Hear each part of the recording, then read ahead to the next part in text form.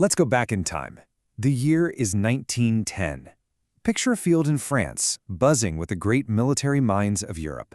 But standing apart from that crowd is a young Ottoman officer.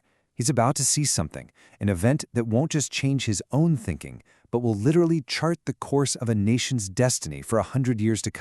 So here we are, Picardie, France. Just look at this scene. You've got all these elaborate, colorful European uniforms, and then there's this one officer, his focus entirely on the sky. He's watching the very dawn of a new age, a time when these incredibly fragile machines of wood and canvas are starting to challenge centuries of military tradition. So what was happening here? Well, this was the Picardie Maneuvers, a huge military exercise designed to show off French power to the entire world. And a big part of that show was a brand new, almost magical technology, the airplane. But you have to understand, for most of the top generals there, these flying machines were, well, they were fascinating toys. A neat little sideshow, a curiosity for sure. But the future of war? No way. They laughed, they pointed, but very, very few saw a real weapon. But that whole perception, that dismissal of these toys, was about to be completely shattered. And not by some stunning success, but by a spectacular, catastrophic failure.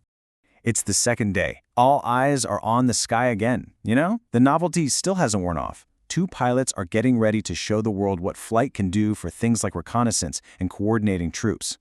And then the unthinkable happens. Right there, in front of the entire military elite of the world, the two planes smash into each other in midair.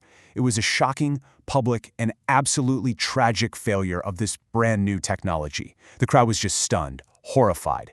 Now get this. This is what makes this moment so incredible. The wreckage of one of those planes comes hurtling down to the ground, and it crashes just 10 meters away from that lone Ottoman observer, Captain Mustafa Kemal.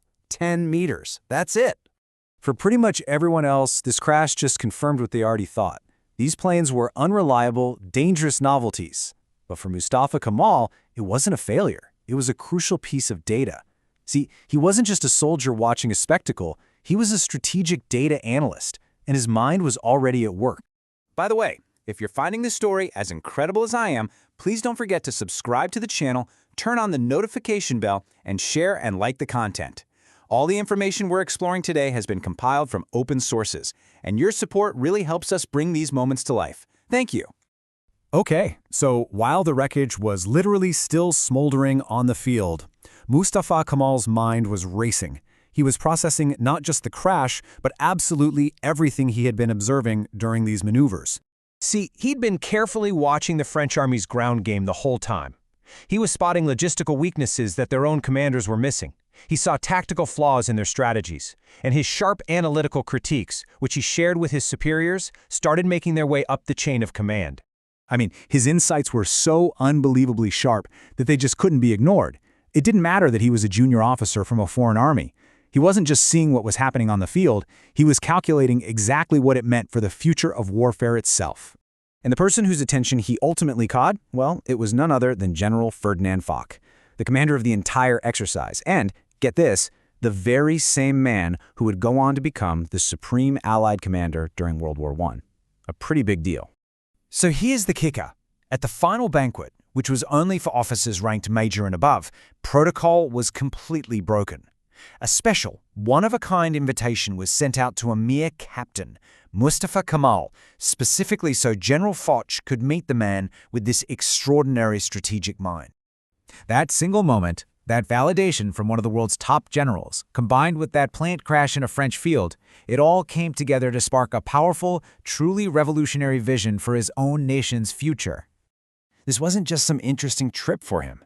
The Picardie Maneuvers became the absolute bedrock of his entire military philosophy. He understood with a kind of mathematical certainty that the nation that could control the skies would be the nation that controlled its own destiny. And that conclusion is perfectly captured in his now famous words, "The future is in the skies. Nations that cannot protect their skies can never be sure of their futures." This wasn't just a poetic phrase. It was a hardcore strategic imperative, born directly from what he saw with his own two eyes. But, you know, having a vision is one thing. Actually making it real, that's the hard part. Ataturk's dedicated himself to building a nation's wings, literally from the ground up. First, it started with people. It always does, right?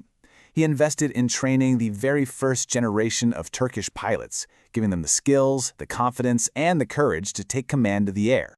And then you need the infrastructure. Empty fields were transformed. Hangars, workshops, and airfields started popping up, building the essential foundation for not just a modern air force, but an entire national aviation program. And you know what? It didn't take long. Within just a couple of decades, the results were impossible to miss.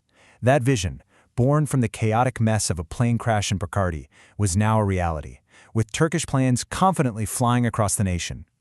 So, what we've really traced here is an incredible journey. It goes from one man's sharp, analytical insight in the middle of a disaster, all the way to becoming a core principle of national strategy, a doctrine that would define a country for the next 100 years. Think about it.